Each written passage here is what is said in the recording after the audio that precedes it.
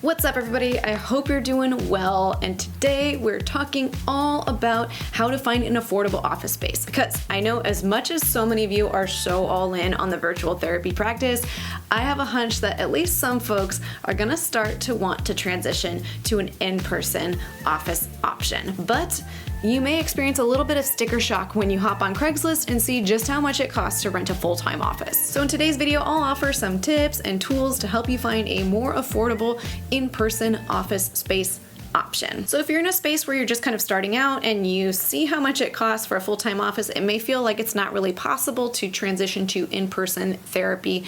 But my suggestion is, if you're just starting out or your caseload is relatively small, that you sublet an office, either hourly or by the day. When you sublet a space, the per hour cost breakdown ends up being more expensive than how much it costs per hour to rent full-time, but you're afforded the opportunity to only pay for the time that you're actually using the space, and so it ends up being a lot more manageable. And if you do have a goal of someday renting a full-time office because you want to furnish it yourself or whatever it might be, like I am right now, you absolutely can still build to that. You can see the sublet option as kind of a temporary stepping stone to build to there. So with all of that said, I'm going to offer some tips that you can use to help you find an hourly or daily sublet option so that you can have an affordable therapist office space. Now, the first tip might sound a little bit too simple to be true, but I really think this tip is super effective and underutilized. And that's to ask your friends. Ask your therapist colleagues, folks from your cohorts,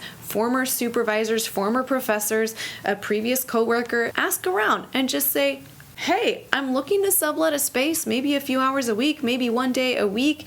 Do you happen to know of a space? Are you willing to share your space with me? And just see what comes of that. Realistically, most therapists, especially who are renting a full-time office, are not using that space full-time, but they also may not be willing to just sort of rent it out willy-nilly to anybody. But if they know that a friend of theirs, somebody they trust, a former colleague, someone like that is looking for a space and the timing kind of works out, they may be more than happy to share their space with you. I've actually done this before from the other side of things, where I sublet my space out to a dear friend of mine when she was making the transition to private practice for the first time. I had just started renting my own full-time office space, and I heard that she was just starting her private practice, needed an in-person space to work from, but didn't know where to start. And I started thinking, wait a minute, like, how much time do you actually need the space for? Like, do you want to use my space? We were able to work it out where I got to share my space with somebody who I really trust and I care about. We started our little consult group together. I didn't charge her any sort of profit margin beyond the cost of just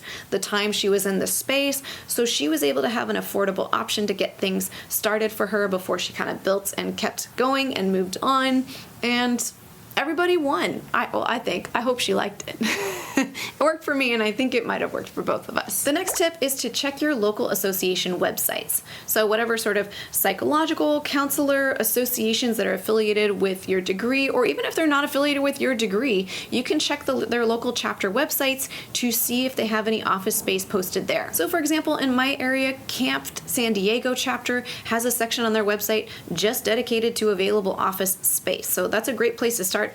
I'm not an MFT, but I can still, check on the Camp website to see what's there. So you can also kind of cross-pollinate with different credentials and licenses to see if they have any office spaces available. The next tip is to check local therapist Facebook groups or listservs and put a post out there and say, hey, I'm looking for a space. Here's any specifications of when I'm available or what kind of space I'm looking for, neighborhood, things like that. Does anyone happen to know of a space that's available? You'd be surprised to find how many folks, again, may not have necessarily been advertising their space, but when they hear what you're looking for, go, oh, yeah, I totally can do that. That's no big deal, and that might help me with my rent.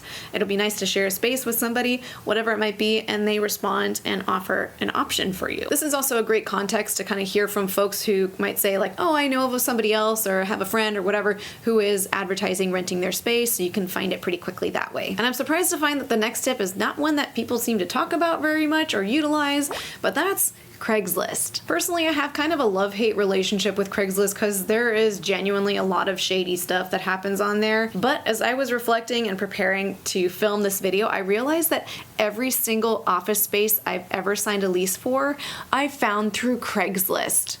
Genuinely. In fact, I've tried all the other tips on this list, and Craigslist was still the one that won out every single time I signed a lease for an office, and I've signed leases at a lot of places. This is my 4th office. Is it my 4th office? Yeah, this is my 4th office. And out of those 4 offices, 3 have been successes. I've posted a video a long time ago about an office renting nightmare. It is what it is. So of course, not everyone is gonna post their space on Craigslist, but some will. And also, not every listing on Craigslist is created equally. So make sure you kind of use your kind of therapist spidey sense to feel out when something looks a bit sketchy and avoid it like the plague. And the next tip is to cold contact either therapists that you're interested in connecting with or specific locations that you're interested in connecting with.